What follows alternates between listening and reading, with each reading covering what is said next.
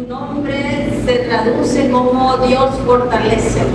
El nombre de Ezequiel, considerado como uno de nuestros profetas mayores, dice que su significado es Dios fortalece. Y precisamente, hermanos, este significado hace alusión a lo que Dios hizo en medio de circunstancias difíciles, porque a este hombre llamado Ezequiel le tocó desarrollar un ministerio en circunstancias bastante difíciles, pero Dios hizo honor a ese nombre y Dios le fortaleció.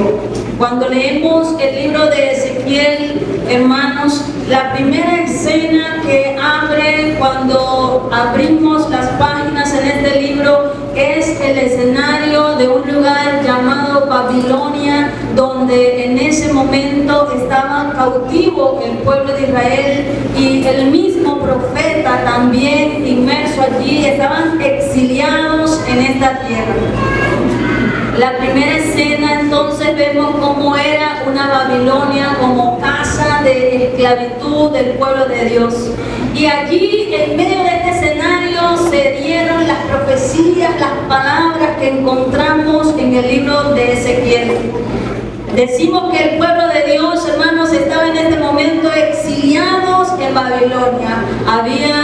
Se había dado la derrota, la caída del pueblo de Judá y ellos habían sido llevados cautivos. Y aún cuando ellos estaban en esa condición, la palabra nos cuenta que este pueblo todavía no había entendido ni había logrado lo que era la humillación delante de Dios. Ya no era el momento en el que el profeta le estaba anunciando la destrucción, el día devastador, el día difícil, el día gris, sino que este era el momento cuando ya ellos recién habían pasado por estos días difíciles, días de ruina, de muerte, de desesperación, y ellos ya estaban exiliados, estaban esclavizados, por decir de alguna manera, en otro territorio. Pero dice la palabra que aún así su corazón no conocía todavía lo que era verdaderamente la humillación delante de Dios. Y dice la palabra que Dios en su infinita bondad levantó a este profeta. Le tocó a Ezequiel ser también en este lugar un portavoz del mensaje de Dios para vamos a decir que la misión era de revelarles, decirles cuáles habían sido sus transgresiones, cuál había sido la consecuencia, ¿verdad? Las causas para que ellos vivieran en ese momento esa consecuencia. Y dice la palabra que también Jehová a través del profeta, él también envió palabras de consolación y de restauración al pueblo. Porque si bien es cierto que la palabra, ¿verdad?, encontramos lo que Dios ha dispuesto para el hombre, sus caminos justos y rectos, lo que nos enseña la palabra de cómo quiere Dios que el hombre proceda en su caminar, pero dice la palabra también las consecuencias que el hombre tiene si no acata la voluntad de Dios. Y en este momento, hermanos, podemos hablar del libro de Ezequiel, del profeta Ezequiel, como les decía, como un libro que en líneas generales podemos encontrar una profecía en contra del pueblo de Israel y de Judá, una profecía en contra de otras naciones, pero encontramos a partir del capítulo 33 en adelante y hasta el capítulo 39 palabras de consolación y de restauración para el pueblo de Israel. Y en esta mañana quisiera que leyéramos, hermanos, precisamente en el libro, en el capítulo 33. Vamos a estar compartiendo en 2 versículos en este capítulo. Una vez que ya les he hablado un poco lo que es el contexto de lo que nos encontramos en el libro, quisiera especificar en los versículos 11 y 12 del capítulo 33.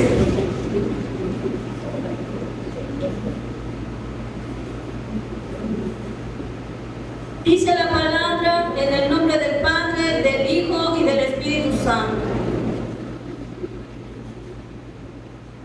perdón, les dije es 10 y 11. Dice, tú pues, hijo de hombre, di a la casa de Israel, vosotros habéis hablado así diciendo, nuestras rebeliones y nuestros pecados están sobre nosotros, y a causa de ellos somos consumidos. ¿Cómo pues viviremos?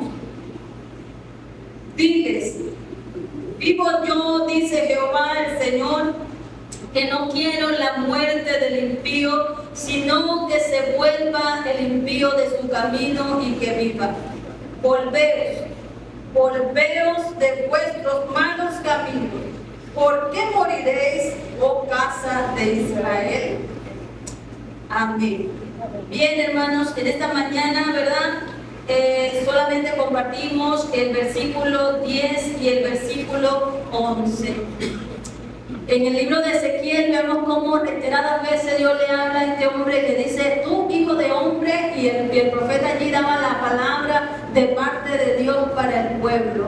Y en este momento Dios le está hablando y le está diciendo un mensaje para el pueblo, porque Dios le estaba, en otras palabras, le estaba diciendo que Él les había escuchado. Dios había escuchado. Dijimos que el pueblo en este momento estaba en cautiverio, estaba en un lugar que no era el suyo, pero aún así Dios en ese lugar, Dios también estaba, y Dios seguía conociendo su corazón, y Dios seguía conociendo lo que ellos pensaban, y Dios seguía escuchando lo que ellos hablaban. Y es por eso que envía entonces la palabra. Y en el capítulo 33 específicamente, si usted lee desde el inicio hasta el final, nos habla de que Dios le dio la responsabilidad a Ezequiel de ser un atalaya. Y muchas veces hemos escuchado, ¿verdad?, de esta palabra, de ser un vigilante. Una atalaya era una persona sin duda que tenía un grado, un nivel de confianza por el pueblo, porque él era el que iba a dar aviso de alguna advertencia, de algún peligro que corriera.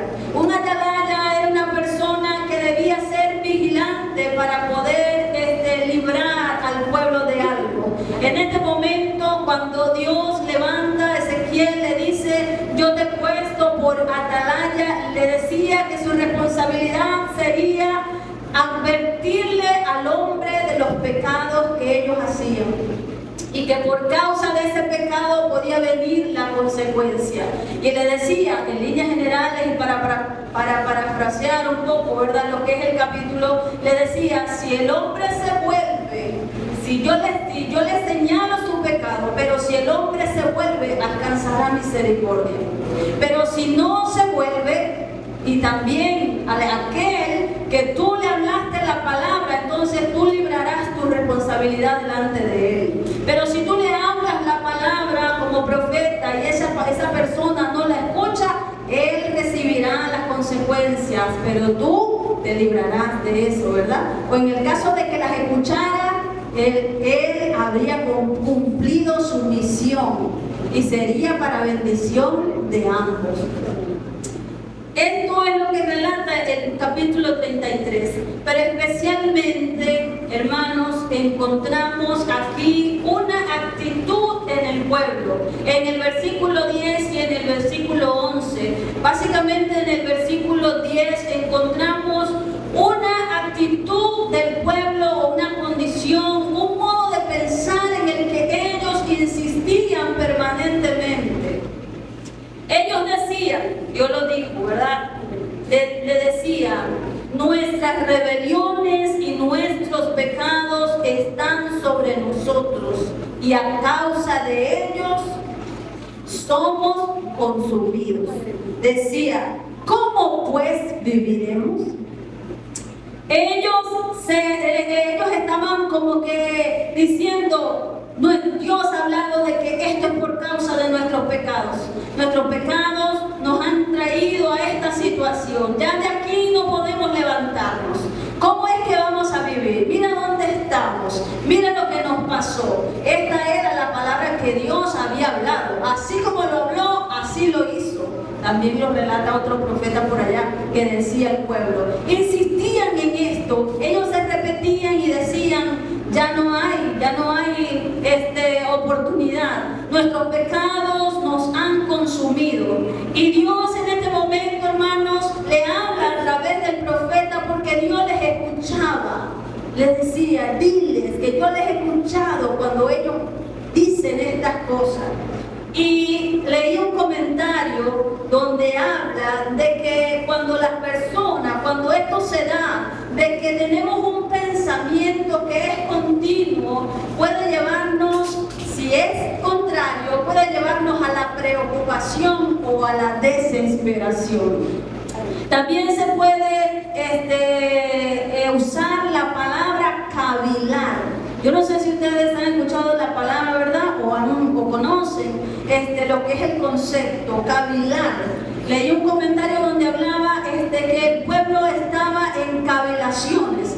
Y leía, investigaba qué es cavilar. Y decía, es un momento en que la persona piensa algo con insistencia al punto de que lo lleva a la desesperación o a la preocupación.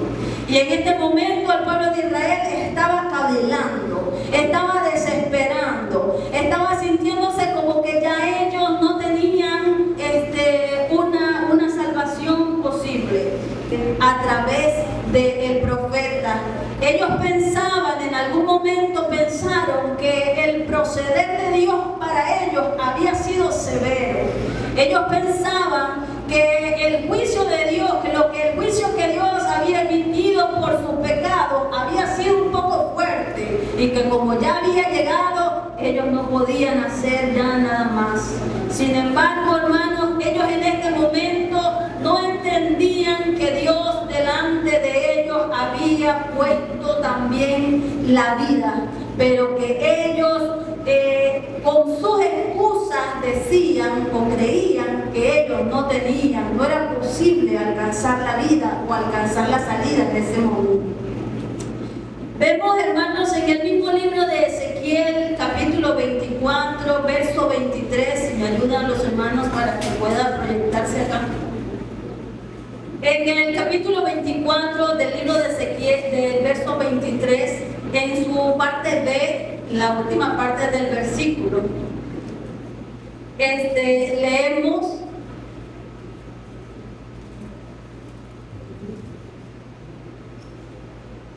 decían ellos, en la parte B, voy a irme directo a la segunda parte, dice: no endecharéis ni lloraréis, sino que os consumiréis a causa de vuestras maldades y gemiréis unos con otros. Esta palabra había sido dada también por el profeta. Ellos decían, ¿verdad? Ellos ahora se echaban en cara como que si Dios tuviera la intención de desesperarnos, como si Dios lo hubiera hecho no para conducirlos a un arrepentimiento, sino para llevarlos a un pensamiento de culpa. Y no era esto, hermanos, no era esto. Ellos dijeron también, encontramos en el libro de Ezequiel, capítulo 18, versículo 25.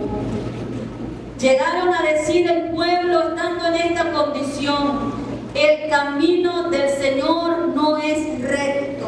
Es decir, el juicio del Señor no es recto. Dios ha actuado quizás de forma muy dura. Ellos dijeron, no es recto el camino del Señor. Oíd ahora, casa de Israel, dice el Señor, no es recto mi camino. ¿No son vuestros caminos torcidos? También lo leemos en el capítulo 37, versículo 11, un capítulo conocido para nosotros, ¿verdad? Donde habla del valle de los huesos secos. Ahí habla en el verso 11 lo que ellos decían. Me dijo luego, hijo de hombre, todos estos huesos son la casa de Israel. He aquí, ellos dicen, nuestros huesos se secaron y pereció nuestra esperanza y somos del todo destruidos. Entonces, hermanos,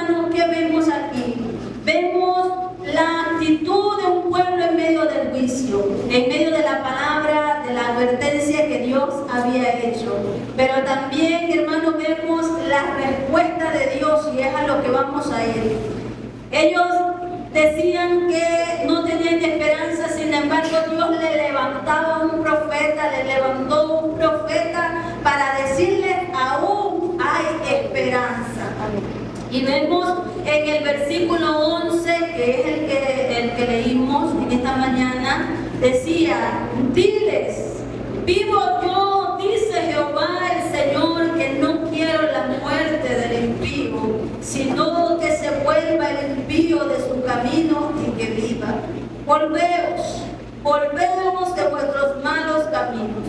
¿Por qué moriréis, oh casa de Israel? Ellos tenían duda, ellos dijeron, ¿cómo pues viviremos? Sin embargo, Dios les está diciendo, no tengan duda, porque tan cierto es como que yo vivo, tan cierto es que si ustedes se arrepienten de verdad, si ustedes cambian sus caminos y su forma de actuar, ustedes podrán alcanzar la vida. Y leemos lo que el versículo 18-23.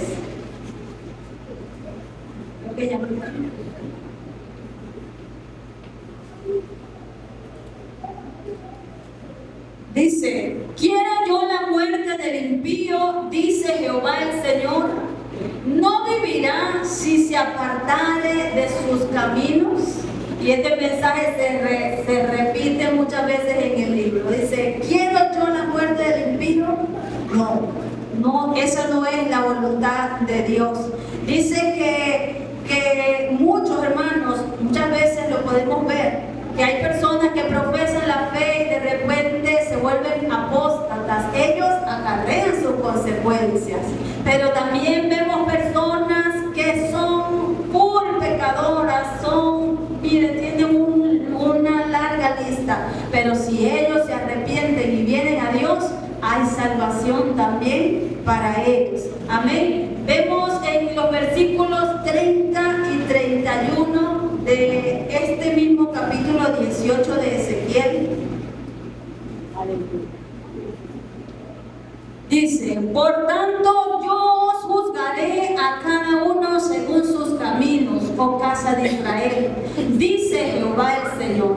Convertíos y apartaos de vuestras transgresiones, y no os será la iniquidad causa de ruinas.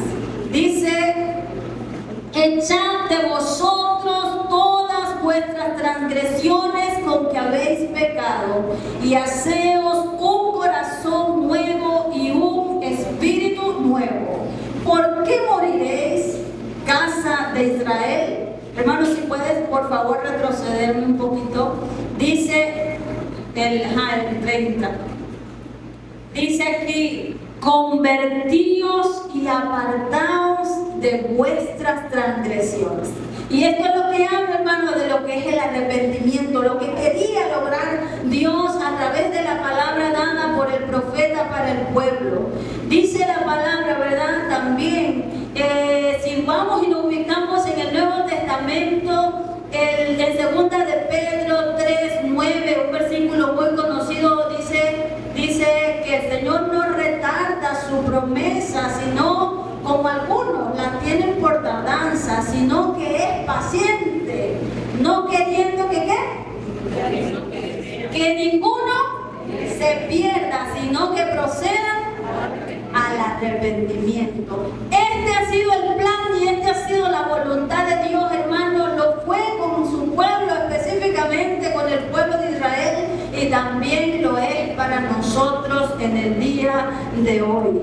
Dios insiste, hermano, en que la culpa no debe llevarlos a la desesperación, sino que debe llevarlos al arrepentimiento. Amén.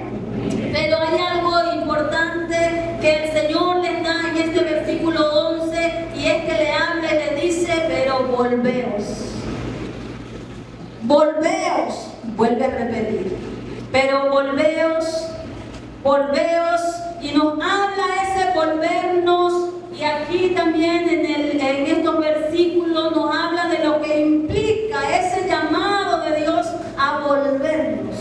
Dice que ese volver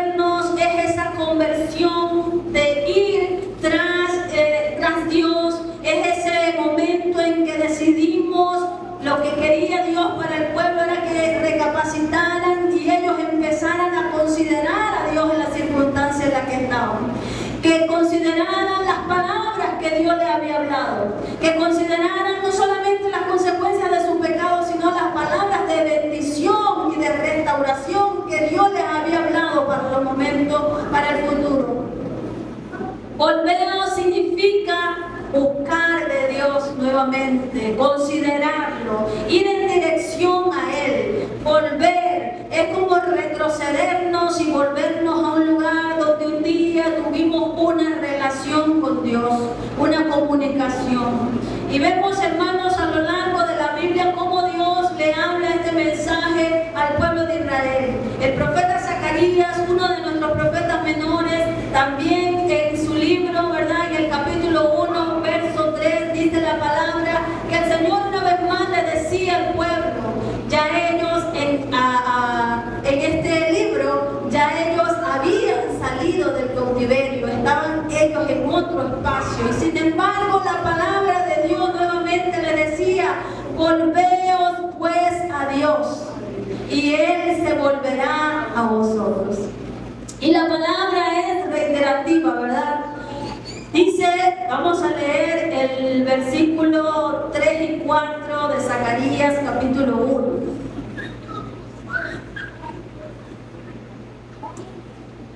Diles pues, así ha dicho Jehová de los ejércitos, volveos a mí, dice Jehová de los ejércitos, y yo me volveré a vosotros, ha dicho Jehová de los ejércitos.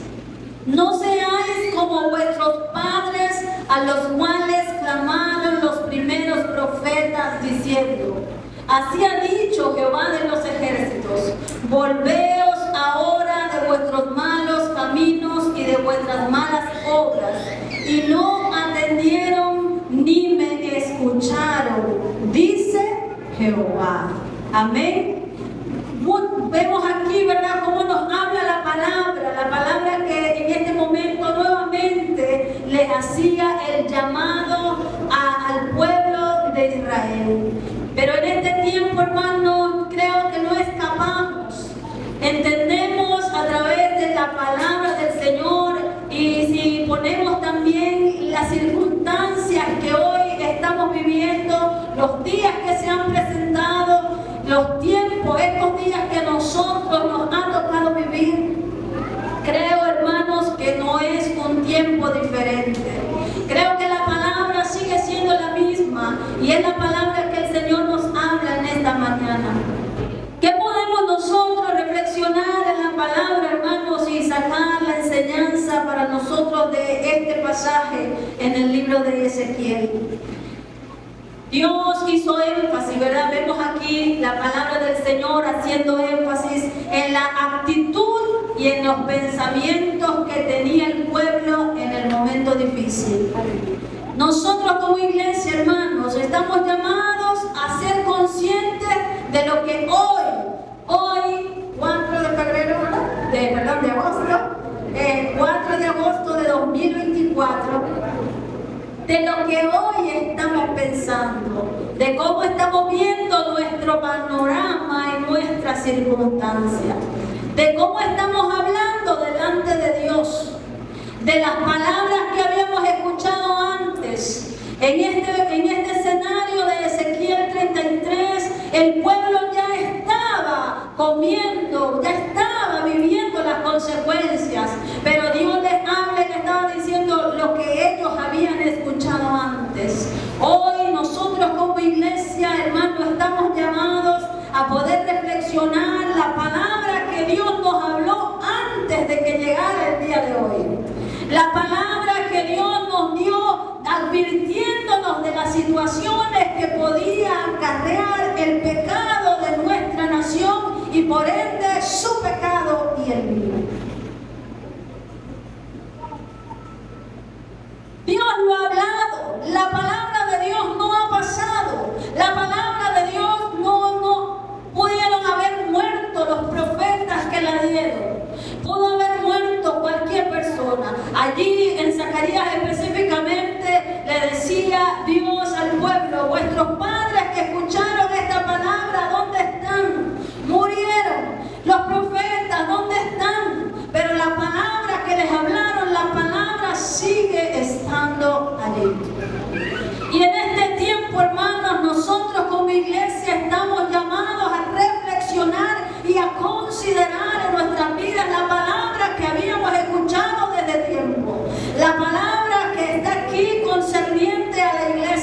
pero también la palabra profética que Dios había hablado para nuestra nación desde los tiempos anteriores. Para que nosotros en este tiempo, hermanos, como iglesia, las circunstancias no nos pueden hallar improvisto, no nos pueden llegar de improviso.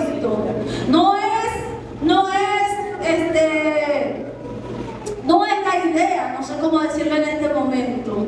No tiene razón que nosotros como iglesia las situaciones nos agarren, como dicen, fuera de base. No era esa la idea, no es esa la razón de Dios, no es ese el propósito de Dios. Quería el Señor, hermano, y quiere que nosotros seamos conscientes de que aun cuando nosotros pudimos escuchar la palabra profética para nuestra nación específicamente, nosotros debimos caminar en esos caminos y no esperar que llegara el día para entonces empezar a humillarnos delante de la presencia del Señor. Pero si bien es cierto, hermanos, que quizá lo hicimos o no lo hicimos, usted podrá reflexionar en eso. Si bien es cierto eso, también es cierto que ya hoy estamos llegando al día que Dios habló.